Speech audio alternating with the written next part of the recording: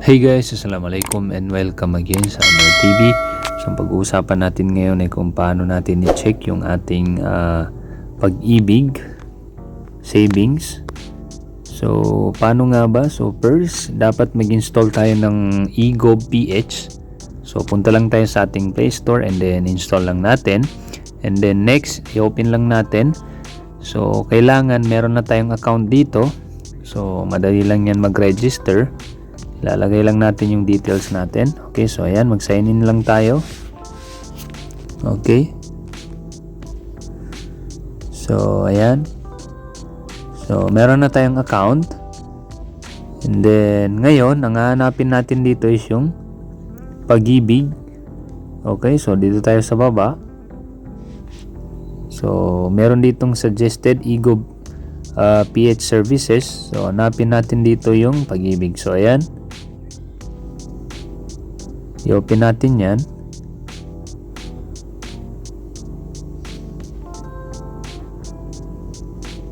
Okay. So as you can see, automatically mamomonitor natin kagad yung ating pag-ibig fund. So ito, meron tayong makikitang pag-ibig MID number. So naka-hide yung ibang numbers for security purposes. Okay. So dito sa taas meron tayong makikitang home, profile, savings, and loans. So ngayon, since ang i-check natin dito is yung savings natin, kung magkano ba yung nasi-save natin.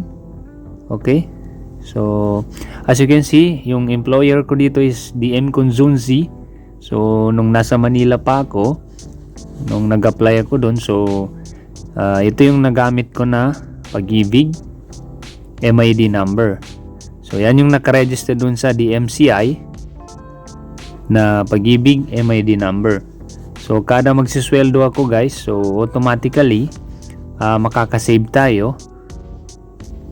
So ngayon, punta tayo dito sa savings. Okay. So dito may dalawang options. Meron ditong regular savings and MP2 savings. So dito tayo ngayon sa regular savings. Okay. So as you can see, since hindi naman ko nag-abot ng years dun sa aking work, so ito lang yung na-save natin. So nasa 447.92 pesos ang total regular savings natin. Okay? So panandalian lang kasi yung pag-work ko dun sa DMCI. Ayan. So from last remittance is nasa September or ayan, September 12, 2019. So yan yung last remittance date. So yung initial naman is June 2, 2016. Okay? So ito yung last. So yung initial is nasa 2016, year 2016 pa. Okay?